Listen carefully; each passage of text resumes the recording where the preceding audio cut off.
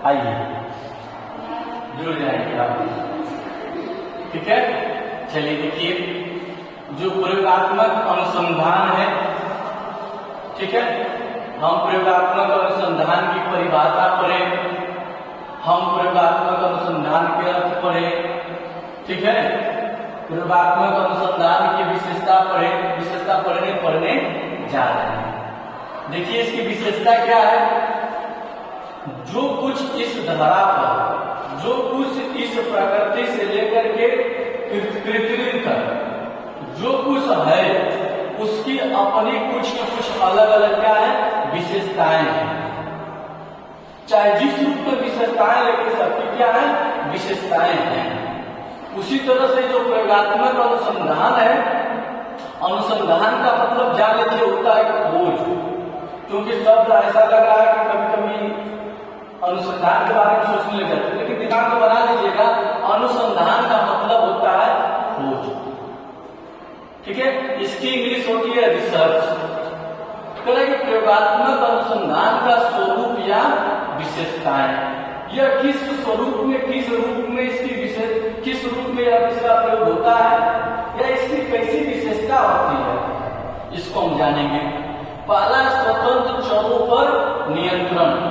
जब प्रयोगात्मक अनुसंधान में अनुसंधान करता जब प्रयोग करता है, क्या करता है, प्रयोग करता है, तो उस समय जो स्वतंत्र चर होते हैं उस पर अनुसंधानकर्ता का क्या होता है, नियंत्रण होता है। जो स्वतंत्र चर होते हैं उन पर क्या होता है, नियंत्रण होते हैं। जैसे कभी कभी क्या होता है कि हम लोग कोई चीजें करने के लिए, प्रयोग करने के लिए जाते हैं, अगर वह नियंत्रित में नहीं रहेगी तो क्या बताइए हमारा प्रयोग सफल हो पाएगा।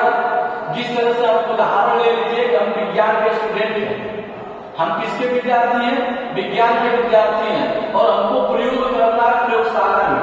वो प्रयोगशाला में कैसा प्रयोग होगा, मेढक को चुनना होगा, मेढक का चीर फाड़ करना होगा। अगर वो भी तो एक प्रकार का चर है ना।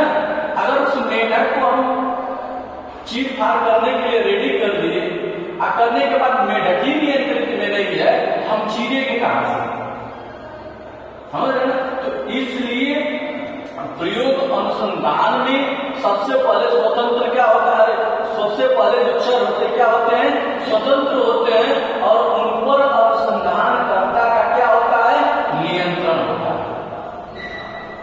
ठीक है, समझ रहे हैं ना।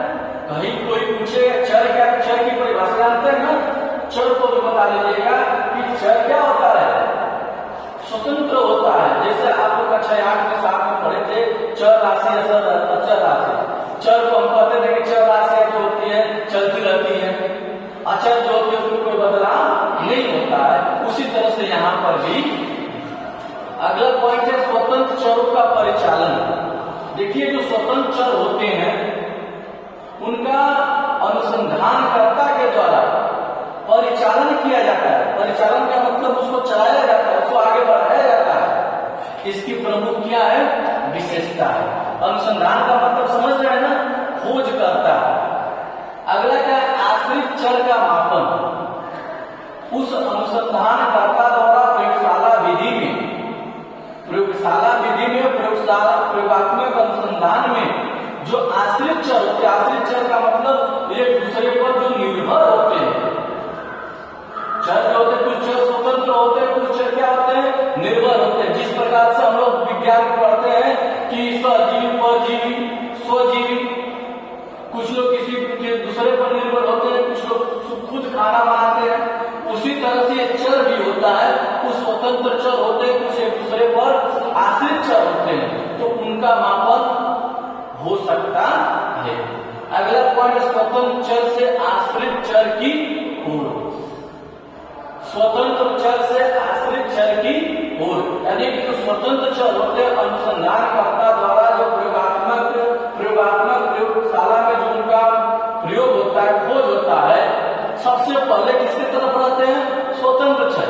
जब स्वतंत्र चर के बारे में अध्ययन कर लेते हैं, अध्ययन करने के बाद किसके तरफ जाते हैं, आश्रित चरों के तरफ, जो एक दूसरे पर निर्भर होते हैं, उनकी ओर जाते हैं, उनका मापन करते हैं, उनका खोज करते हैं। अगला है ज्ञात से अज्ञात की ओर। देखिए सरल भाषा में समझ लीजिए, सबसे पहले अगर हम कुछ करते हैं तो पहले हमें कोई भी प्रयोग करते हैं तो सबसे पहले हमें कुछ न कुछ ज्ञात होता है, तब हम अज्ञात प्रैक्टिकल करते हैं। समझ रहे ना?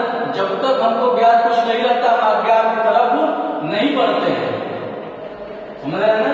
उसी तरह से कुछ ज्ञात चर होते हैं, ज्ञात चर के माध्यम से हम धीरे धीरे अज्ञात चर की तरफ बढ़ते हैं। अगला है परिवर्तन। क्या है? परिवर्तन। देखिए प्रयोगात्मक अनुसंधान की जो मुख्य विशेषता है परिवर्तन है। परिवर्तन का मतलब उन चरों में, आश्रित चरों में, स्वतंत्र चरों में बदलाव भी होते रहते हैं। क्या होते रहते हैं? बदलाव भी होते रहते हैं। इनकी विशेषता नियंत्रण भी है, इनकी विशेषता सार्वभौमिकता भी है। समझ रहे हैं ना? बस हम इतना ही आपको बताए हैं। अब अगला है प्रयोगात्मक अनुसंधान के उद्देश्य। प्रयोगात्मक अनुसंधान के उद्देश्य देखिए, कोई भी वस्तुएं, कोई भी टॉपिक हो, कोई भी बात हो, सबकी कुछ न कुछ अलग क्या है?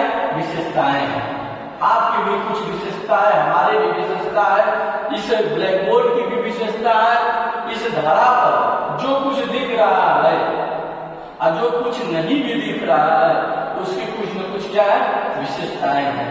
जिस तरह से इनकी विशेषताएं हैं, इनकी विशेषताएं मुख्य रूप से क्या है? 3 है। पहला व्यवहारिक उद्देश्य। पहला क्या है? व्यवहारिक उद्देश्य। देखिए प्रयोगात्मक अनुसंधान में व्यवहारिक समस्याओं का भी समाधान होता है। इसकी व्यवहारिक समस्याओं का भी समाधान होता है, उनकी भी खोज की जाती है। आखिर अब इसका मतलब कैसे? जैसे कोई पूछे कि समाज में क्यों विसंगतियां उत्पन्न होती है, तो इन सब प्रयोगशालाओं में चीजें खोज करके रखी गई हैं, वहां नियम कानून बने हैं। समझ रहे ना? जो भी कुछ नियम कानून सिद्धांत जो कुछ भी बन करके निकलते हैं वो उन बातों पर अध्ययन किया जाता है। जिस प्रकार से हमारे देश में देखें कि महाराज एक जिला है, उस स्थान पर कुछ असामाजिक तत्वों के द्वारा कुछ चीजें घटना घटित हुई है, उसमें किसी की जान भी गई है। तो कैसे गई है? क्योंकि जो व्यवहारिक जो समस्या थी उसका समाधान नहीं किया गया। अगर व्यवहारिक समस्या का समाधान होता तो ऐसी घटनाएं नहीं घटित होती। तो इसलिए इस प्रयोगात्मक अनुसंधान में इसके एक समाधान होता है। अगला सिद्धांत प्रतिपादन संबंधी उद्देश्य। सिद्धांत प्रतिपादन संबंधी उद्देश्य देखिए, सिद्धांत को बताएगा जब किसी प्रयोगशाला में किसी पर सर्च होता है, सर्च होने के बाद जो बाहर निकल करके जो नियम कानून बनाए जाते हैं वही क्या होते हैं? सिद्धांत। जब तक उस पर सर्च नहीं हो जाएगा, जब तक उस पर अध्ययन नहीं होगा, तब तक कोई सिद्धांत और कोई नियम कानून नहीं बनते। समझ रहे हैं ना? जैसे हमारे देश में हमारा संविधान बना तो उस पर सर्च हुआ ना, उस पर कार्य हुआ ना, उसको बनाने के लिए लगभग 2 वर्ष का समय लग गया। लगा था कि नहीं लगा? लगभग 3 वर्ष का लगा था। तो कोई भी चीजें, कोई सिद्धांत, कोई भी नियम कानून अगर बाहर आते हैं तो सबसे पहले उसका प्रतिपादन होता है, उसका अध्ययन होता है। अगला सिद्धांत परीक्षण संबंधी उद्देश्य। देखिए जो भी फिर से बता रहे हैं, जो भी कुछ नियम कानून तैयार किए जाते हैं, जो भी इस देश में चाहे कहीं भी अगर कोई भी कानून बनाए जाते हैं तो सबसे पहले उन पर विचार किए जाते हैं, उन पर अध्ययन किए जाते हैं, तब जाकर के किसी सिद्धांत का निगमन होता है, किसी नियम का निगमन होता है, किसी कानून का निगमन होता है। ठीक है, आज बस इतना ही। अगले दिन धन्यवाद।